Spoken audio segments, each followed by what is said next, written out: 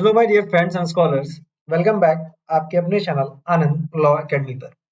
Friends, today we are going to deal with some of the landmark case laws that is important for the UGC NET. Subject है आपका constitutional law. Without wasting further time, आइए शुरू करते हैं। ये जो case laws मैं आपसे डिस्कस करूंगा, पहली बात, ये क्रोनोलॉजिकल ऑर्डर्स में है। कहां से हैं? 1950 से लेकर के 1950 से लेकर के आज की तारीख तक ये क्रोनोलॉजिकल सीक्वेंस में मिलेंगे आपको। ये पार्ट नंबर 1 है। जो फर्स्ट केस है वो है आपका ए गोपालन वर्सेस स्टेट ऑफ मद्रास 1950।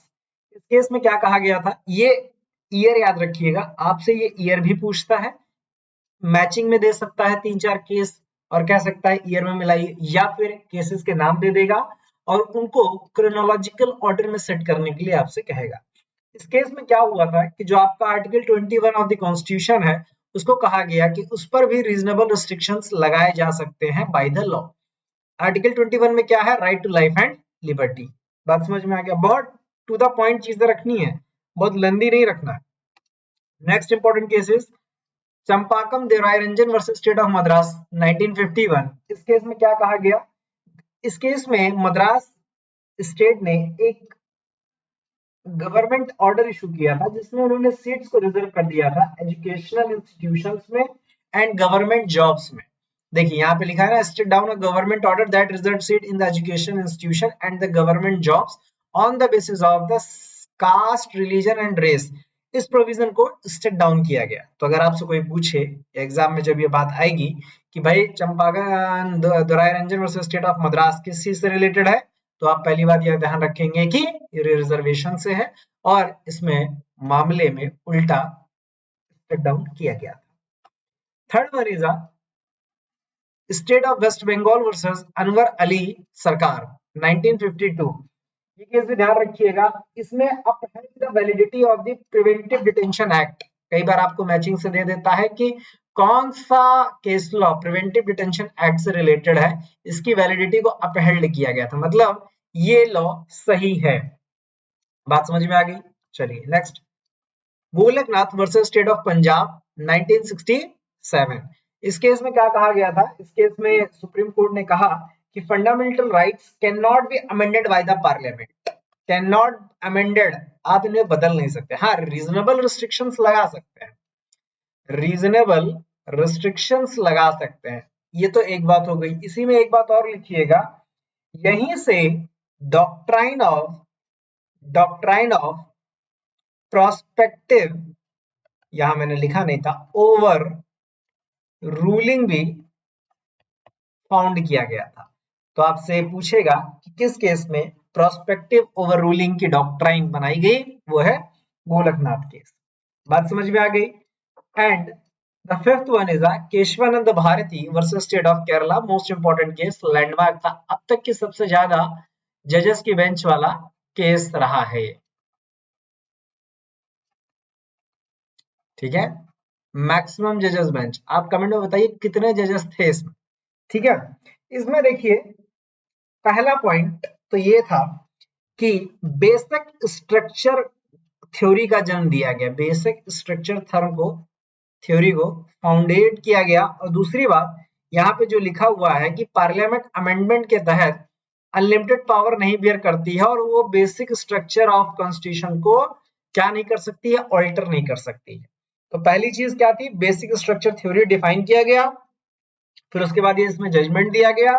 और तीसरी एक चीज और लिखिएगा कि जो फंडामेंटल राइट्स हैं एंड डीपीएसपी हैं, वो सप्लीमेंट्री हैं, वो supplementary and complementary to each other है।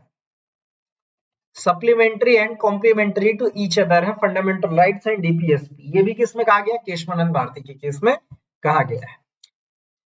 Next one is ADM Jabalpur versus Shivkant Shukla 1976। इस केस में क्या कहा गया? सुप्रीम कोर्ट ने ये कहा कि ड्यूरिंग द इमरजेंसी जो आपकी right to life and personal liberty है वो सस्पेंड नहीं किया जा सकता। अर्थात आर्टिकल 20 वन सस्पेंड नहीं किया जा सकता है। ये बात ध्यान रखिएगा। इस केस को एक नाम और जानते हैं, habeas corpus case. Habeas corpus case के नाम से जानते हैं। Seventh one is Minerva miles limited versus union of India 1980।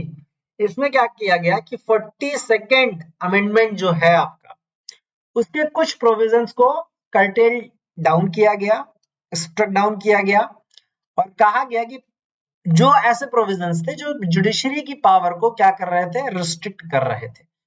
ठीक है, तो उनको यहाँ पर कर्टेल किया गया था। एक चीज और यहाँ पे लिखिएगा कि यहाँ पर बेसिक स्ट्रक्चर थ्योरी को और क्रिस्टलाइज किया गया था। तो ये भी बेसिक स्ट्रक्चर थ्योरी से ही रिलेटेड है, ये बात ध्यान रखिएगा। उसके बाद एसआर बोमनी का केस आता है versus union of India 1994। Supreme court ने ये कहा कि जो प्रेसिडेंट आर्टिकल 356 के तहत किसी भी स्टेट में वहां की गवर्नमेंट को हटा करके प्रेसिडेंशियल रूल, जिसे आप बहुत साधारण भाषा में कहते हैं, वो लग जाता है, वो जुडिशियल रिव्यू किया जा सकता है। तो इस केस में पहली चीज तो ये हो गई कि भाई जो प्रेसिडेंट का ऑर्डर है, जुडिशियल रिव्यू किया जा सकता है अंडर द आर्टिकल 356। दूसरी चीज ये कही गई थी कि जो सेक्युलरिज्म है वो कॉन्स्टिट्यूशन का बेसिक स्ट्रक्चर के तहत आता है। बात समझ में आ गई।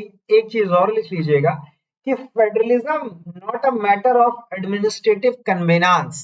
इस केस में कहा गया कि जो फेडरलिज्म है, संघवाद जिसे शायद हिंदी में कहते हैं, वो केवल मैटर ऑफ कन्वीनियंस नहीं है, बट अ प्रिंसिपल है, एक प्रिंसिपल है कॉन्स्टिट्यूशन ऑफ इंडिया का।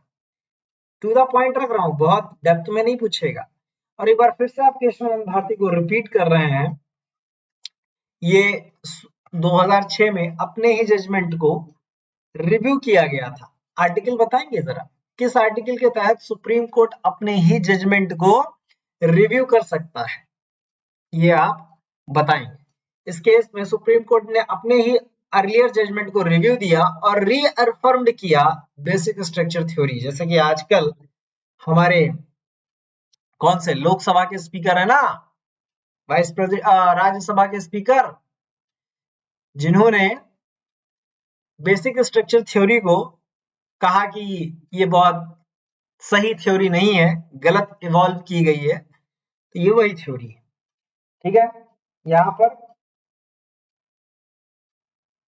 लास्ट केस नवजेत सिंह जौहर 10वां, ये ले लीजिए, 2018 का है। सुप्रीम कोर्ट ने सेक्शन 377 होमोसेक्सुअलिटी को डिक्रिमिनलाइज कर दिया। मतलब अभी क्रिमिनलाइज्ड एक्ट नहीं है, आप सेम में विवाह कर सकते हैं, सेम लिंग में, सेम